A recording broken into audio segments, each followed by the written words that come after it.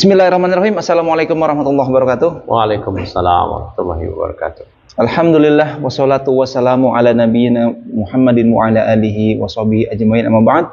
Ya, teman-teman di channel Sanggah Syubhat TV balik lagi bersama kita di sini. Alhamdulillah pada malam ini kita sambil ngeteh-ngeteh nih, teh Adni. Alhamdulillah diracik sama Ustadz kita nih, Masya Allah. Ustadz, gimana kabarnya Ustadz? Alhamdulillah. Ya, sambil nemani minum teh nih Ustadz. Saya ada syubhat lagi Ustadz. Masya Allah. Jadi ini backgroundnya dulu nih Ustadz ya. Dulu saya pernah ikut ngaji tuh tahun 2004 ya kan. Nah, guru saya itu waktu itu ngomong belajar bahasa Arab itu hukumnya wajib. Nah, karena ada kaidah fikih mengatakan ma la yatimu al wajibu illa bihi fahuwa wajibun, ya kan? Nah, salah satunya karena menuntut ilmu itu hukumnya wajib, ya kan? Dan ilmu yang dimaksud mungkin ilmu agama dong. Itu dengan bahasa Arab, maka belajar bahasa Arab hukumnya menjadi wajib. Nah, artinya semenjak saat itu saya berpikir, oh berarti belajar bahasa Arab wajib itu kan. Nah, akhir-akhir ini Ustadz, di beberapa postingan di sosmed yang akun-akun yang mengaku dia di atas manhaj salaf atau mereka menganggap dirinya salafi gitu, mengolok-olok orang-orang yang belajar bahasa Arab dengan mengatakan begini Ustadz, belum tentu kita belajar bahasa Arab itu manhajnya selamat. Contoh, mbahnya orang Arab, Abu Lahab aja jago bahasa Arabnya bukan main ya kan, tapi dia kafir gitu kan. Dan ada tokoh-tokoh di negeri kita nih Ustadz yang sesat, dia sebutkan salah satunya ya si Kiai Anu lah itu ya. Itu bahasa Arabnya jago gitu, tapi pemikirannya sesat, tidak ya nggak jaminan gitu. Dia manhajnya selamat, artinya di sini ada sebuah kemunduran gitu Ustadz. Jadi tanggapan kita gimana Ustadz? Baik, bismillah, alhamdulillah, salatu wassalamu ala rasulillah. Itu syubhat gitu. Nah, ya kan? Makanya kita di sini mau menyanggah syubhat. Betul Ustaz. Tapi syubhat ini bukan syubhat berat ya, syubhat ya menengah ke bawah gitu. Cemen apa? Seperti itulah, receh. Jadi kalangan orang-orang yang memang pemalas nggak mau belajar. Ya, tapi penting Ustaz untuk dibahas. Ya, ini penting ya, karena dari orang-orang pemalas ini akan memberikan syubhat kepada sesama pemalas berikutnya lagi. Tuh kan yang penting manhaj, yang penting manhaj betul. Kalau dikatakan orang yang bisa bahasa Arab, kiai, ustadz yang mahir bahasa Arab aja manhajnya belum tentu selamat, apalagi yang ini nggak bisa bahasa Arab. Nah, ya kan? Kan begitu. Iya, cara berpikirnya begitu.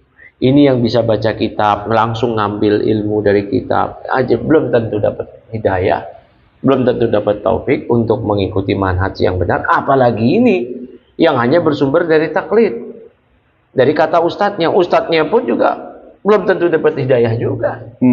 Iya kan? Ya. Nah itu ya harus dipahami ini.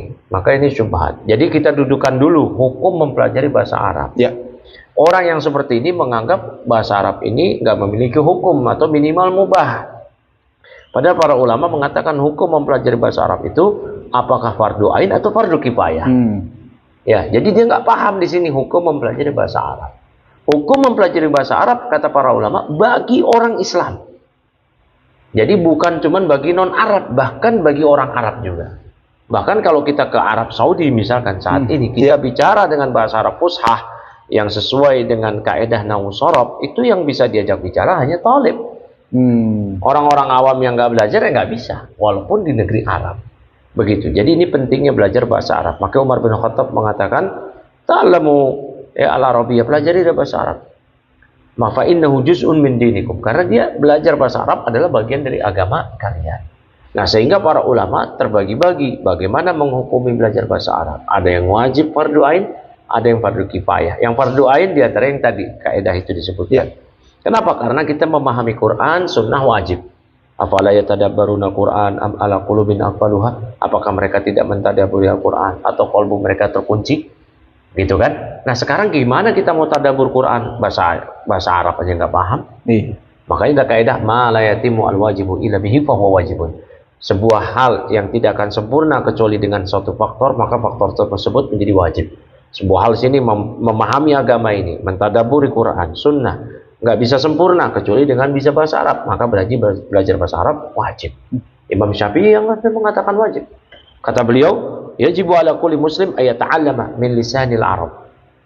Wajib bagi setiap muslim mempelajari bahasa Arab. Ma yablughu juhdah fi adai fardhihi, semampu dia untuk menunaikan kewajiban dia. Semampu dia. Dia cuma mampu mentok sampai ala jurumiyah, semampu dia. Mentok cuma sampai syarah al-jurumiyah misalnya Tupasani atau Mutamimah atau Qatrunada atau Sudud Dahab atau Alfiyah Ibnu Malik dengan syarahnya Ibnu Aqil, semampu dia. Jangan dia pasrah. Kemudian dia bertameng dengan yang penting manhaj. Iya. Apalagi kalau dia sampai mengolok-olok ilmu alat. Iya. Di situ ilmu usul fikih, qawaid fikih, mustalah hadis. Ibnu Taimiyah mengatakan nggak mungkin kita memahami Quran, Sunnah. Kita nggak mungkin memahami Quran, Sunnah kecuali kita paham usul fikih, paham ilmu alat, paham bahasa Arab. Gimana kita mau tahu Quran dan Sunnah? Sementara kita nggak kenal usul fikih. Gimana ceritanya? Kita bukan di era sahabat. Di era tersebut memang belum tertadwin, belum tersusun ilmu secara mustakil tuh, usul fikih, segala macam. Bahkan ilmu nahwu sorof aja di zaman Ali bin Abi Thalib. Ya, di zaman Ali bin Abi Thalib baru dimulai. Artinya sebelum dari itu belum ada sama sekali. Di masa Umar bin Khattab ada lahan bahasa Arab yang dilakukan oleh sebagian tabi'in ketika mereka memanah salah dalam sasaran. Umar bin Khattab datang, mereka khawatir dimarahin Umar. Mereka kemudian bicara, ya Amirul Mukminin, nahnu qaumun muta'allimin. Wahai Amirul Mukminin, kami kaum yang muta'allimin. Nahnu qaumun muta'allimin. Keliru, ini kan harusnya naat dari kaum. Naat ala marfu'un misluh. Harusnya qaumun muta'allimun. Grogi kali itu dari. Nah itu.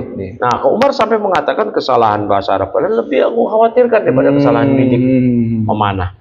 Atau kamakol. Ya. Jadi yang harus dipahami bahwa dengan kita mempelajari ilmu bahasa Arab, usul fikih, dasar-dasar sekalipun mustolah, kaidah fikhiyah, maqasid syariah, ilmu-ilmu alat ini, itu untuk memahami Quran dan Sunnah, untuk berakidah dengan akidah yang benar, untuk bermanhaj dengan manhaj yang benar. Kalau dikatakan yang udah mempelajari ilmu alat aja akidah belum tentu benar, apalagi yang ini? Ya, apalagi yang ini. Nah, ini harusnya, ini kan cuma orang-orang pemalas yang mau ke les, disuruh belajar nggak mau, dia lebih senangnya bicara manhaj. Iya, betul. Dan ini bukan ucapan yang ngarang-ngarang, ini sering kita dengar di depan mata kita. Dari dulu kita dengar. Ya, dari dulu kita dengar. Kalau antum tadi bilang tahun 2004 ada ustadz yang ngomong memotivasi begitu, justru di tahun-tahun tersebut saya dengar dari orang yang ngaji udah ucapan seperti itu. Yang penting manhaj, yang penting manhaj. Buat apa kita belajar bahasa Arab tapi manhajnya nggak benar? Ini ya orang-orang pemalas saja ini. Orang-orang pemalas yang dia tetap mau eksis. Karena kalau dia belajar, dia akan tahu kelasnya di mana. Ternyata dia bahasa Arab nggak kenal. Nahwu sorof nggak kenal, balagoh nggak kenal. Otomatis ketika dia memulainya level PAUD. Berarti ya usia dini dalam belajar. Ya, karena dia tergolong ummi. La yaqra. Dia nggak bisa baca. Ya nggak? Iya benar. Ya, dia nggak bisa. La yuhsinul qiraah. Dia bahkan nggak bisa baca.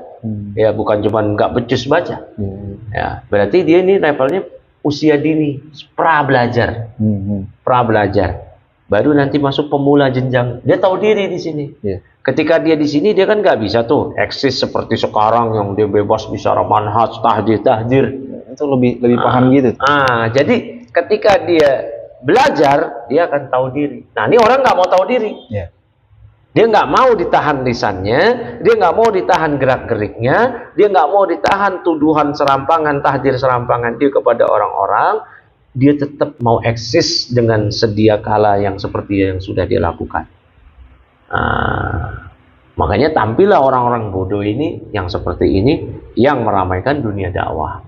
Ya, ramai di sini artinya kisruh, gitu. Kisruh. Yang membuat kisruh dunia dakwah seperti ini.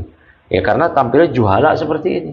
Yang ramai malah yang begitu. Nah, iya. Ya, nah ini ya yang sangat disayangkan. Artinya teman-teman jangan mau termakan syubhat orang-orang pemalas. Ini syubhat recehan. Masa kita mau kalau termakan syubhat dai, masih penting ya. Bukan masih penting itu. Apa artinya memang dianggap wajar ya gitu ya. Ini termakan syubhat receh dari pemalas. Nah, ini kalau terkena syubhat ini juga la ilaha illallah. Betapa rendahnya kapasitas diri kita kalau begitu.